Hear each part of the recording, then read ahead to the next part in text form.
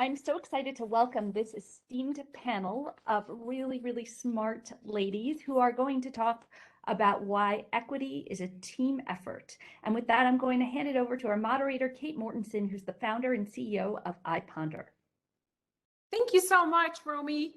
It's wonderful to be here with everybody today, and congratulations, Summiteers. You're halfway up the mountain now, and we are so glad to have you with us at this panel during this event, which is called Lifting While We Climb. And this panel is Equity is a Team Effort. We have some fabulous panelists to share with you. I'm leading the panel today, so I'll introduce myself and then ask everybody else to do the same. I asked our panelists to provide each their name, what their role is, and then one descriptive word or phrase that you associate with women supporting other women. So my name is Kate Mortenson. I'm president and founder of iPonder and iPonder at Work. We're a technology content and learning company for the workplace. We create a better culture in the workplace with high quality learning and empathy skill development based on human stories. So that's what we do at iPonder. And my thought that I would add in to get us started today is from our National Youth Poet Laureate, Amanda Gorman, and it's a very brief excerpt. The new dawn blooms as we free it. For there's always light, if only we're brave enough to see it.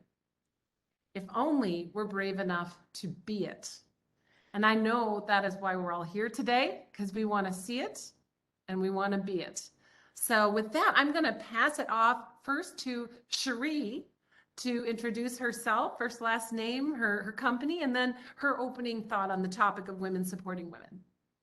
Thank you, Kate. I'm so excited to be here, and I am so excited to be with these panelists as well. So I've been kind of fangirling over them as well. So I'm really pleased to be here and proud to be among this group. So my name is Sheila Caldwell. I'm the head of diversity, equity, and inclusion at SalesLoft, which is a sales engagement platform. And one of my favorite quotes comes from a fiction book by Ilona Andrews. It's one of my favorite series, but it captures the essence of explaining things to people sometimes that women can do it all. And the quote is simply, yes, the princess you were expecting put on her armor and left to kill the dragon. She's not waiting to be saved. She's got this. That is fabulous. And we'll pass it now to Robin. Thank you so much. And my name's Robin Stroup, and I'm the Vice President of Diversity, Equity, and Inclusion at a company called Data And Data has a real-time AI platform that detects early signs of emerging risks globally. And I'm really super excited to be here with such an esteemed group of leaders today. My descriptive word, Kate, is trailblaze. And I picked that word because when I think of, in the work that I do, when I think of women supporting other women, and when I think of individuals and organizations embracing things like diversity, equity, and inclusion in the workplace, the word trailblaze comes to mind because it's aspirational, because it's action-oriented, and because it's what we need to move the needle in these days. So I picked trailblaze. Fabulous. Trailblaze. I heard we're putting on our armor, we're trailblazing, we're going to see it and we're going to be it, and we're going to bring our bravery for that. And Nicole, if you would round us out with your introduction. After that, we're gonna dig in and move into some of the topics. I love it. You all gave me chills. That was just so amazing. I'm Nicole Thomas. I am the Regional Vice President at Dish over our network deployment and operations. Most everybody knows Dish for Dish TV and Sling TV, but we are actually building a wireless 5G network, which is much different than other 5G networks out there. And we're really excited about it. We're getting really close to launching our network. And so we're having a lot of fun here at Dish. I'm going to actually steal my word from Dish, which they say that their number one benefit at Dish is opportunity. And I just believe that so heartedly, about seizing opportunities for myself and really about creating opportunities for others. And I bet we're going to talk a lot about that today. That's fantastic. Yeah, we've got some really high-powered women here. This is fantastic. So my next question, my first question really, comes from some research that the MIT Sloan Review recently published, that reveals that workplace culture is the #1 reason that women and diverse employees leave companies. Aspects of poor culture that were named in the research include things like disrespect, and lacking in positive diversity, equity, and inclusion engagement. Does that surprise you? And I see you shaking your head. Cherie is ready to answer that question. Oh my goodness, no. First of all, I've had quite a few people. We're in a growth spurt. So we've hired folks, and I've had people reach out to me and say that because they've seen what we're doing in articles or heard what we're doing, like on podcasts. I was on Fairygodboss a little while ago, that that was one of the things that drew them, was that our ability to talk about what we're doing in diversity, the fact that we put it on the table, and the fact that it's a priority for us. So just looking at that research, I thought about it, people that are returning from remote, even if they felt a little bit isolated from remote, aren't too thrilled about coming back to places where they might experience microaggression and micro insults. And so I think of women and people of color returning to these environments. I can totally see why they're like, no, no, I don't want to do that. I'm going to either look for someplace else, right, which is the Great Migration, or I'm going to kind of do my own thing. But I'm not surprised by that. And just the fact that diversity, equity, inclusion is a priority for people, as well as, having career opportunities as well. So the research is in on that. People are, what do I want to say? Culture is 10 times more predictive of attrition than even pay. And so I want to look to another panelist who's talking about a company that has a lot of opportunity right now. And can you share your point of view on that, Nichole, in terms of how that opportunity and how your corporate culture is a great one for women and diverse employees? Yeah, so I will tell you just from my personal experience, I'd rather work for a company that has a great culture than even it's more important to me than money. So that's really, really important. So creating, that inclusivity and making a safe space for people to come to work is really important, right? And so we work really hard at that to make sure that everybody feels included. The Great Resignation doesn't surprise me. I think there's a lot of companies that, really did have a toxic culture, and now they're paying the price of seeing people leave. And people are much more driven towards having a purposeful, culture and a purpose-driven career. And so if we don't create that environment for people, people are going to leave, right? So it's important. It's top of mind for every company.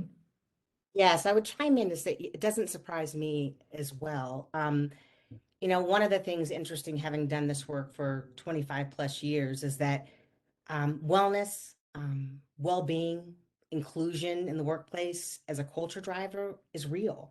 So what I've seen that's been interesting in the shift, I would say in the years, but most especially in the last 2 to 3 years in this work, is like moving from DEI being a business imperative, which it is, and it's documented in research that it is a business imperative, but it's also a human imperative. In that, bringing your whole self to work and seeing that evolution in what is being driven by the workforce in regards to inclusion is become a primary driver in all that we do from a human strategy perspective in the workplace. As we create these spaces where we spend so much of our time on a day-to-day basis as a place where all folks can thrive, and the workforce is driving towards that as the status quo. That leads me to jump a question or two ahead. You've really opened up something I think very interesting, Robin, and which is again the theme of today's conference, Lifting as We Climb. Reminds me of something that recently deceased and former Secretary of State Madeleine Albright said, which was that there is a special place in hell for women who don't support other women. But many in our audience, they're still working really hard just to get ahead and move their careers forward.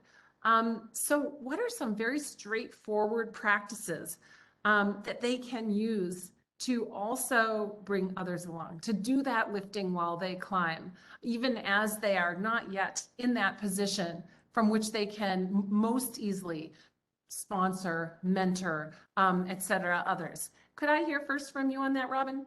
Yes, I love this question, Kate. As bring others along is specifically one of our company's 4 company values. So when I think about bringing others along, it's fostering an inclusive environment where we can share knowledge, consider various perspectives, and of course, assume positive intent. So in that vein, a straightforward practice can include taking personal accountability to be the change that you really want to see. So regardless of where you are in your development or in your career, determine the areas within and outside of your scope where you can impact change individually and collectively in your workplace. So an example being like at our company, we have a business goal. A company goal is building a stronger and more diverse culture. So in order to achieve that, we all need, as a community, as an organization, to continuously look at and evaluate and reassess our processes to make sure that our practices are aligned with supporting that goal. And that means that as a group, we have accountability for the fact that you can't afford to rest on your laurels and kind of bank on the fact that your actions hopefully are aligning with your good intentions. So what does that really look like? It means that having a community, a workforce where people are responsible for finding their role, their action in the day-to-day interactions that they have to support that change. So encouraging folks to be brave as leaders, we encourage conversations that are uncomfortable, that evoke perspective taking and really sharing and gaining perspective in your day-to-day existence. So I've heard before, and that's a great response. And I've heard before, I think in the pre-chat, I was chatting with one of you about practicing for that moment when you can stand up for one of your colleagues, and so that you don't have that regret. And oftentimes, I certainly can remember times when, you know, I wish I had said, and I get to relive that moment and learn from how I feel inside myself that I wasn't able to, in that moment, stand up for my colleagues. Let me go to you, Nichole, and ask you on that topic of, you know, what can we do, even as we're working very hard with our own first manager level careers to support others? Yeah, no, I love what Robin said. It kind of reminds me of that adage, like go grab your seat at the table, but also build a bigger table. And I think that that's so important, right? Is to really, realize that there's room for everybody. I think one of the things about diversity, if I think about it, in my industry, it's very male dominated, even still today. And we're working to change that, right? Like many industries. But sometimes your diversity sets you apart and gives you attention, right? And sometimes that's a leg up. And your immediate inclination is to protect that, right? So then you don't want to create another seat at the table, because then they might have that same opportunity. And my advice to everybody is just fight against that, right? Fight against whatever personal inclination you have and bring everybody along. I've worked in toxic work cultures before where there was another colleague who, maybe had some sameness to me, and we were almost against each other. And we eventually left that work culture. And now all we do is support each other. We root each other on in our career. And that would have been so powerful if we would have done that when we worked together, right? Because that will change a culture. And I think bringing others along and realizing that there's room for everybody is just incredibly important. And Cherie, I'm going to give you like a little bit more to bite onto there, which is why are things different now than they used to be? And are they different enough than they No, I used to think be? we still have a long way to go. I feel like we're right now, the topic of diversity, equity, inclusion is top of mind. And as you can see, other generations coming to the workforce, this is a priority. We already see from the research that people are willing to leave if these things aren't addressed. So I do think that there's an element of push culturally, just organically and nationwide even, to see us do better. I think there's more awareness, but I think we need to have more behavior change. So I think awareness is helpful, but behavior change comes from building relationships with people that don't look like you. So all of the research out there on bias and shifting it has to do with nurturing that relationships and getting to know. Because once you start to get to know people, then you start to have something shift in you and you realize, oh, I had a belief that women were or that Black people were, but now it's shifted because now I know someone, right? And that starts to open us up as human beings. When I think about how we can support each other, one, it's building relationships. So when I think about young women moving ahead in their career, sometimes we're schooled to think that we just have to work hard and be really good at our job. And that's true. But more importantly, it's building relationships and showing your ability to collaborate and build bridges and do those types of things. And I think those are ways we support each other. And I love what you said, Nichole, because I had a coworker like that early in my career, and all the way through we supported. It was tempting. Sometimes people thought we'd be competing, right? Because well, there's only one job for a woman because they don't move us both at the same time, but we support each other all the way through and are friends to this day and have been that. Even though we've gone separate ways, that's the go-to person for advice. So I think supporting other women, it doesn't matter your level, if you can just give each other feedback, be there to be the ear, watch out for each other's back. And I think Robin said it's like when you have that opportunity to speak up for someone, you can say, hey, we just ignored someone was trying to speak. Sue was trying to speak over here, and allow that to happen. So those little things. And then if you're a senior leader, certainly reach down, because I think sometimes you forget how intimidating you can be, right?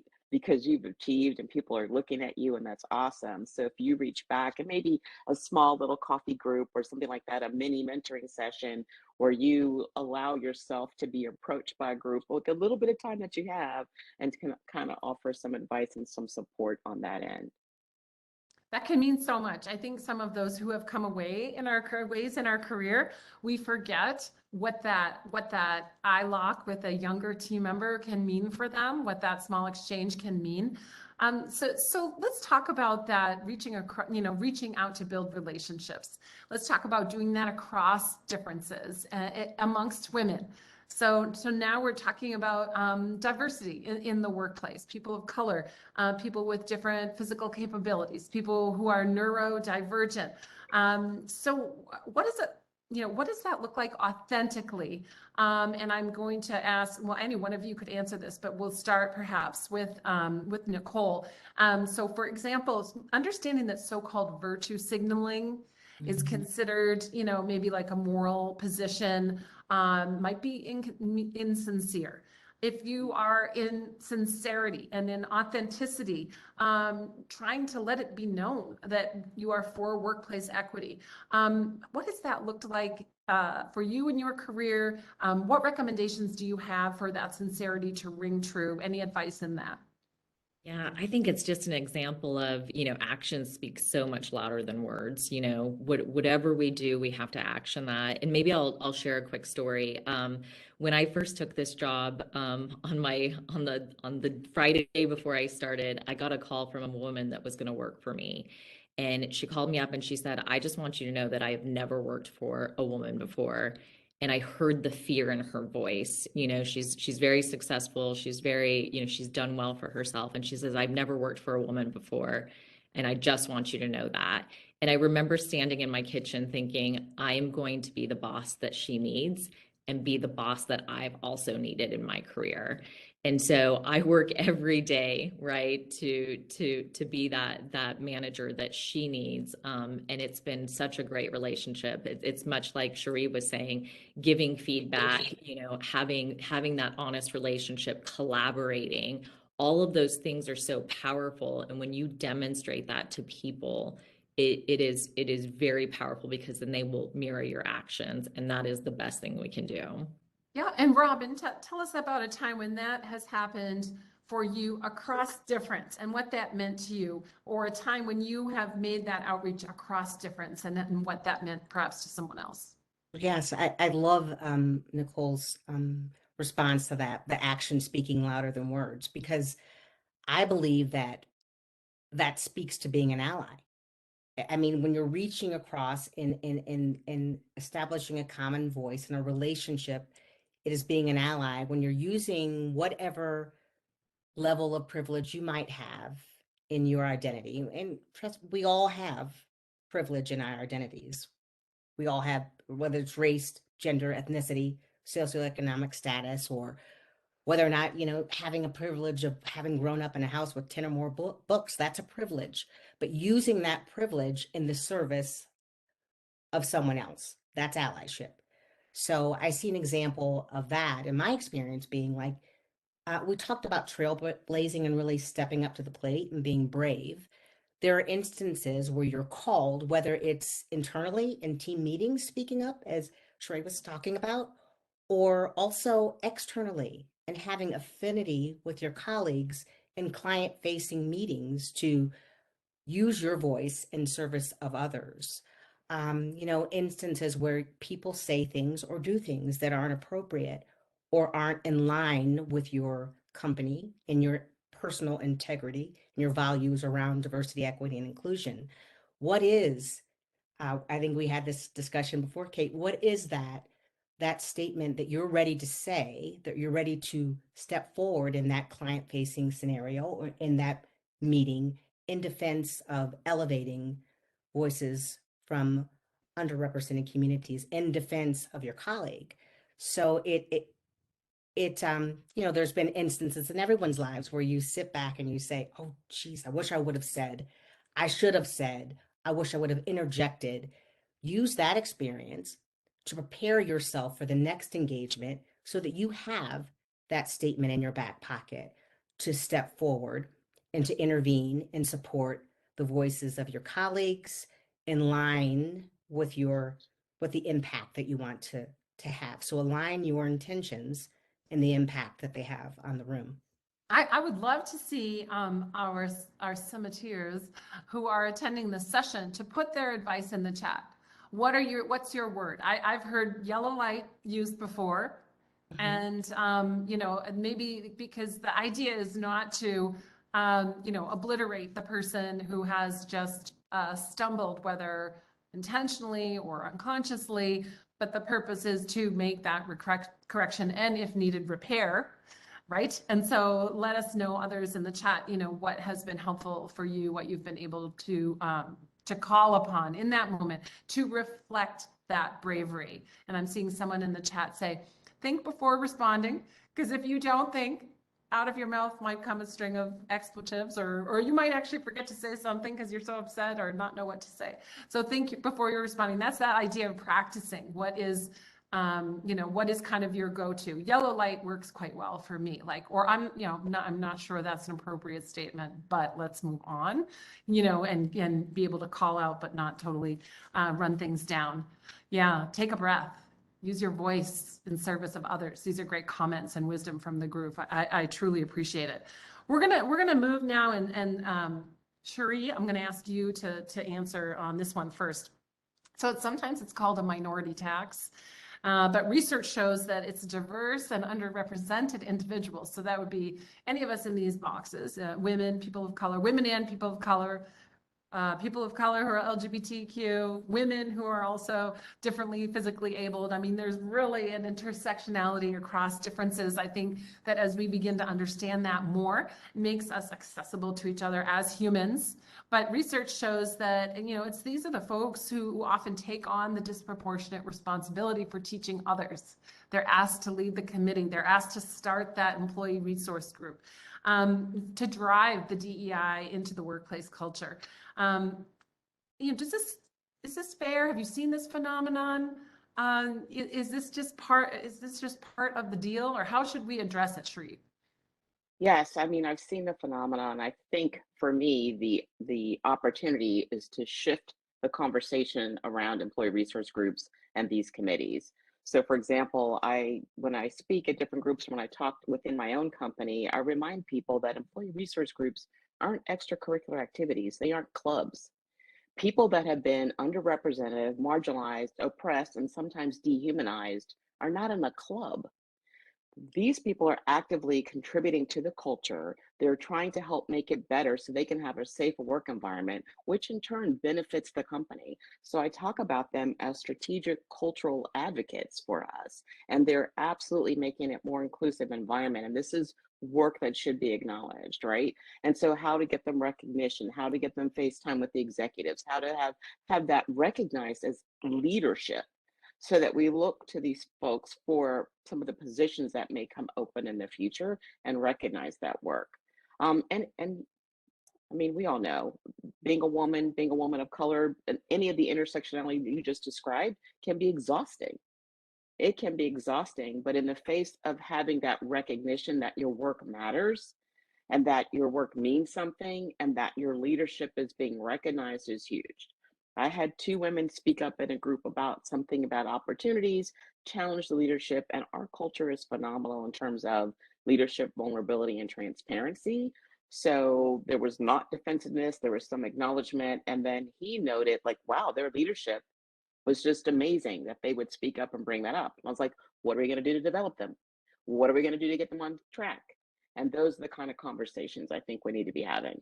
I want to say you just lit me on fire. I wrote it down, strategic cultural advocates. I mean, that's amazing. We run an employee resource group, and that is absolutely how those ERGs should be received and how they should be acting. That was really profound. I will say one on both of those comments. Back in my consulting days, I saw the repercussions of unsupported employee resource groups, right? When I was asked to come into organizations and intervene, if you will, on like the employee experience, which had somehow gone sideways. And so I'll give an example. Like many organizations, a couple of years ago, after the publicized murders of several Black Americans by law enforcement, were at a total loss in how to address employees. And without any sort of solid DEI strategy and support in place, a lot of Black ERGs and their leaders were sort of taxed with the burden of consoling and educating their peers while going through this real time, right?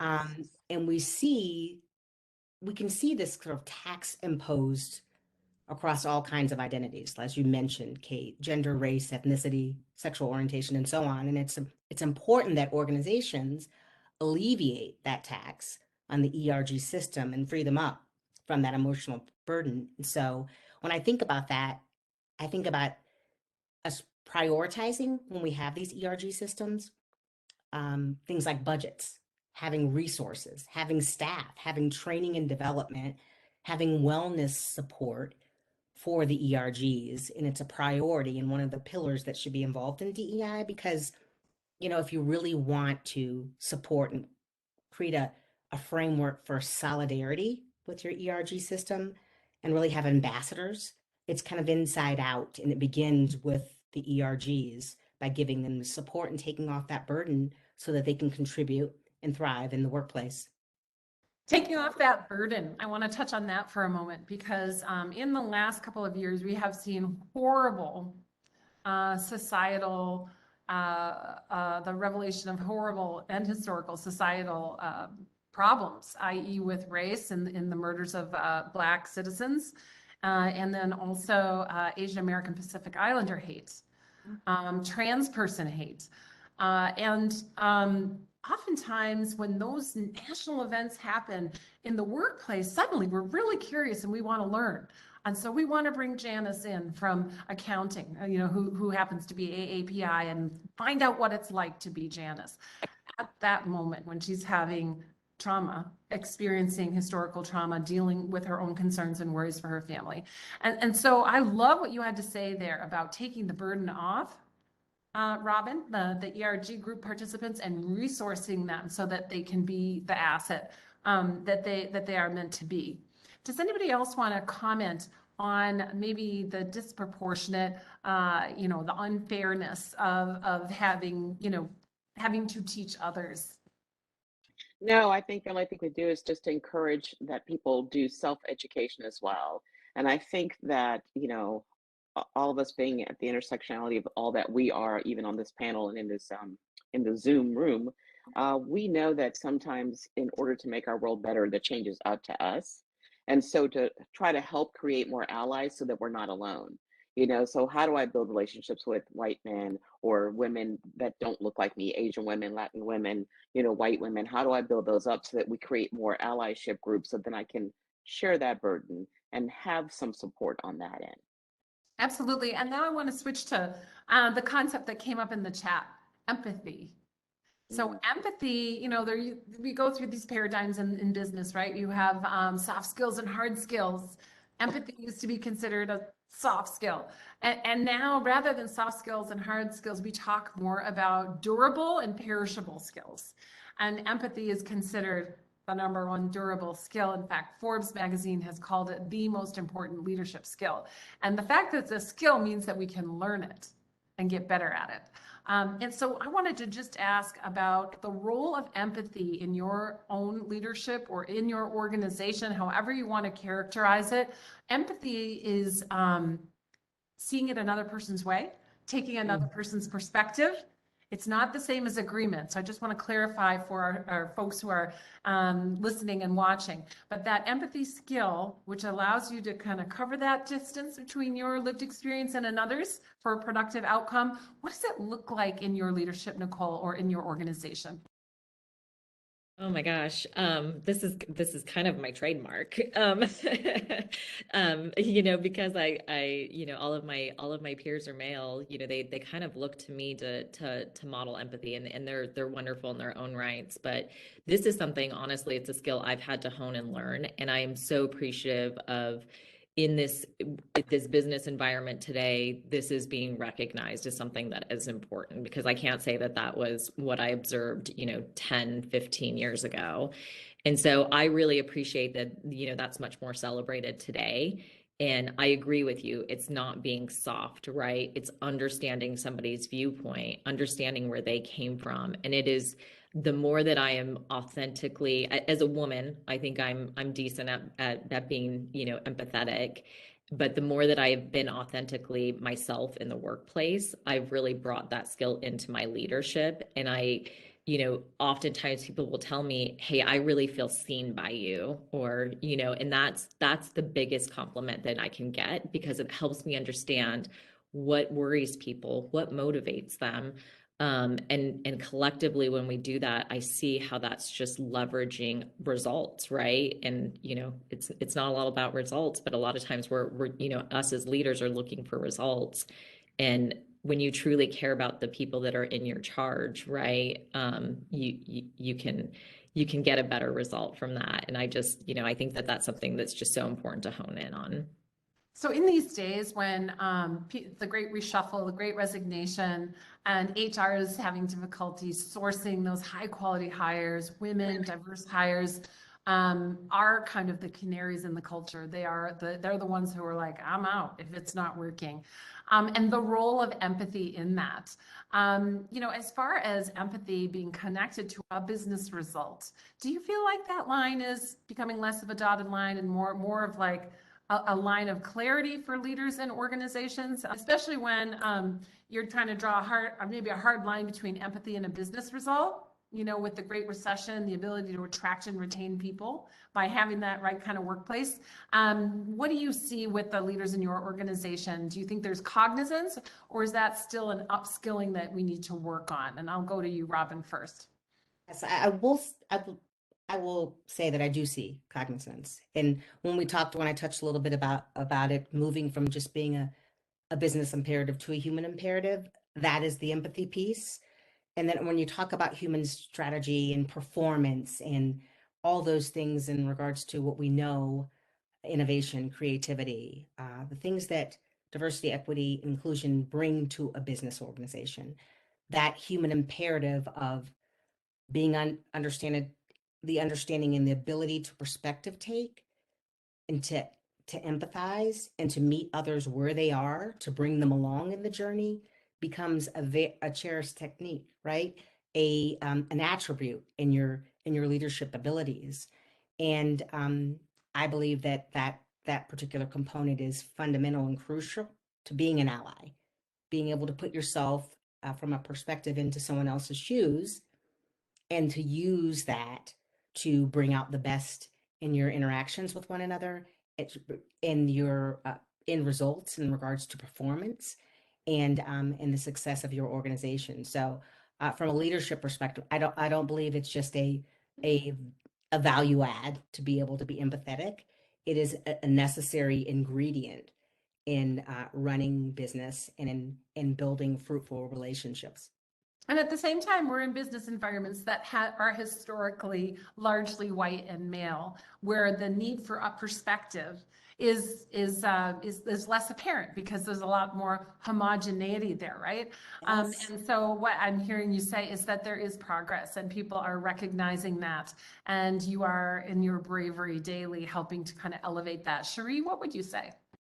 Well, it's just something you said that triggered for me when you talk about a homogenous environment. And I think in those environments, if they really want to drive home their empathy, they need to look at how they should shift their environment because they're missing out on the benefits of diversity that we talked about already. But I think that skill could actually help enhance their environment and actually make it more attractive. But to me, empathy is also an aspect of emotional intelligence. And that there is a hard line with that in business. And how can we um, shore up those skills so that we have better listening, better understanding. And like you said, it's not about agreement, but it's about creating the space for all of those ideas to come in and creating the space that people don't feel like they have to hold themselves back. And I always call it unleashing people. When you unleash your teams to solve problems, then you just step back and just wait and see. And I think empathy really enables that.